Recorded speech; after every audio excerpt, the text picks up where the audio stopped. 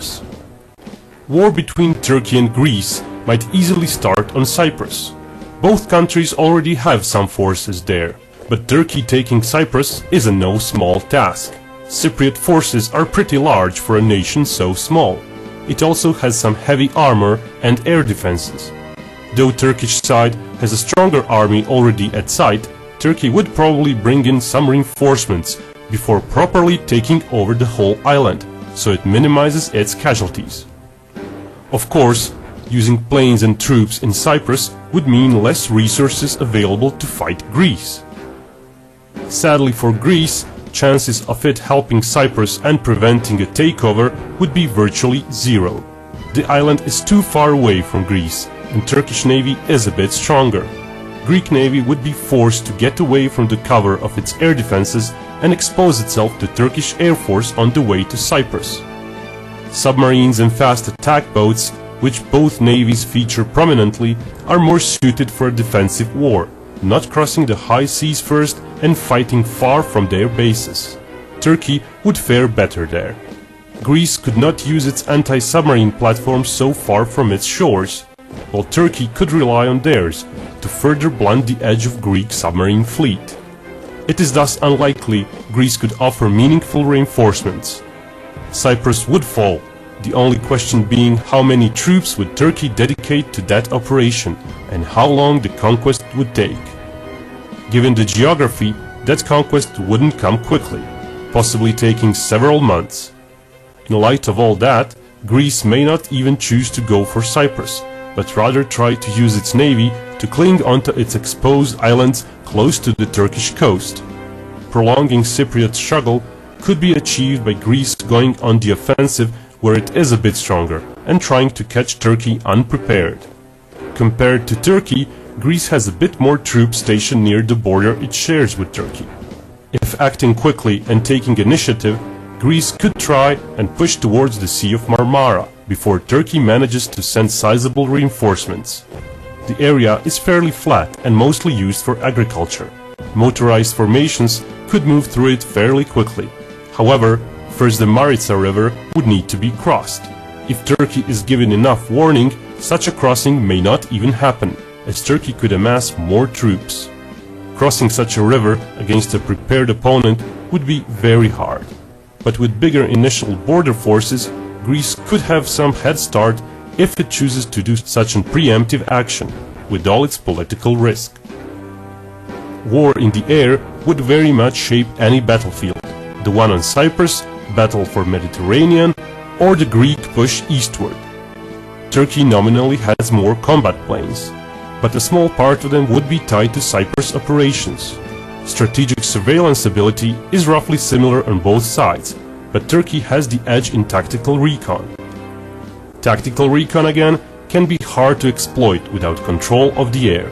To have any success up north, Greece would have to rush forward before Turkey manages to mobilize its more numerous forces and reposition them west of Istanbul. Air campaign to attack bridges, both over Maritsa River and the Straits, would be waged by both sides. The two Turkish tunnels under the Bosphorus Strait are quite deep and would be hard to hit, but their entrances may be harassed. Greece might want to dedicate most of its air forces for the push towards Istanbul, but Turkey would operate closer to its bases, so its sortie rates might be a bit better. Pressing forward would mean Greeks would lose more planes than Turks. Another issue for Greeks would be Turkish air defenses.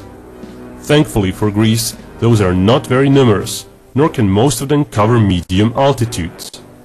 On the other hand, if Greece manages to move its air defenses alongside its advancing forces, it may provide it with much needed protection of its exposed armored formations. Greek air defenses are much more numerous and more modern. Greece has a clear upper hand there over the Turkish air defense capabilities. One could say the two sides would be roughly evenly matched in the air, with Turkey having more planes but losing more planes due to Greek air defenses. Turkey does have some edge in standoff cruise and ballistic missiles though. At the end of the air war, Turkey may be left with a few more planes if it's content with not attacking Greece, but probably not a number that would be strategically decisive. as Greece would still have a fair bit of its air defense edge left over. Still, for all the Greek effort, as its forces get closer to the strait, Turkish might would quickly get more numerous, and the topography would eventually get less suited to fast movement of armored formations, if Greeks even managed to get that far, which is questionable. Frontline would get narrower, and Turkish formations would put Greek flanks in danger, making it hard to exploit the temporary Greek numerical superiority. If Greeks push south, they might be able to create a choke point at the Dardanelles Strait crossing for Turkey, forcing Turkey to move most of their reinforcements through just Istanbul. The narrow front line would work both ways though, with Greek forces possibly holding on against ever-growing number of Turkish soldiers. Turkish army is quite a bit bigger. It uses more conscript soldiers, and a part of it would be tied on Cyprus. Greece, on the other hand, has its National Guard units tied to defense of its eastern islands. When it comes to the forces available for the Battle of East Thrace Peninsula, Turkey would still have access to a far bigger force, given enough time to bring it over the straits. It also has a larger reserve and paramilitary, though the latter may also be involved with securing various unrest areas in Turkey, as such may happen in a war like this, allowing only for a part of the paramilitary to be used against Greece. Paramilitary not really being trained in combined arms operations, nor having experience with heavy equipment, would not be very useful in offensive operations. But they could still be very useful in guarding islands, for example. And islands in the Aegean Sea would be another major point of battle in this war. While those closest to Turkey are in theory to be demilitarized, in practice they do have contingents of Greek National Guard. With all those islands being so close to Turkey, they would find themselves under Turkish assault. Greece may try to help and reinforce them, but the issue of stronger Turkish navy and closer Turkish air bases would mean it would be an uphill battle. Turkey's air mobility assets are also much more numerous. Furthermore, so many islands to defend means Greece would not be nearly as flexible as to maneuver and concentrate its forces. Turkey, on the other hand, could pick one island after another and concentrate its forces where it chooses. Turkish amphibious assault assets are fairly numerous. With Turkey's proximity, Turkey could hope to get its forces to those islands more easily than Greece could reinforce them. These islands in particular would be very vulnerable and would likely fall. Though as with any sea or air assault, Turkish losses would be very high. Greece would be forced to choose whether to expose its navy and try to help all the islands, or accept the fact the islands nearest to Turkey are indefensible and protect more important islands in the back. Island of Crete, for example, would be foolish for Turkey to try and go after, as it is a bit closer to Greece and Turkish naval edge is not that great. Greek submarine fleet is more modern, and Turkish anti-submarine helicopters would need some distance to cross to Crete. Therefore, Turkish losses just to get the chance to put soldiers onto Crete would be too great to make it worthwhile. Important to note, initial Greek push into Turkey assumes quite a bit of surprise. If that doesn't happen, Turkey may stop any Greek assault right at the Maritsa River. At the same time, that would mean a compact Greek defense line on a tiny stretch of land, as well as Greek air forces in advantageous position.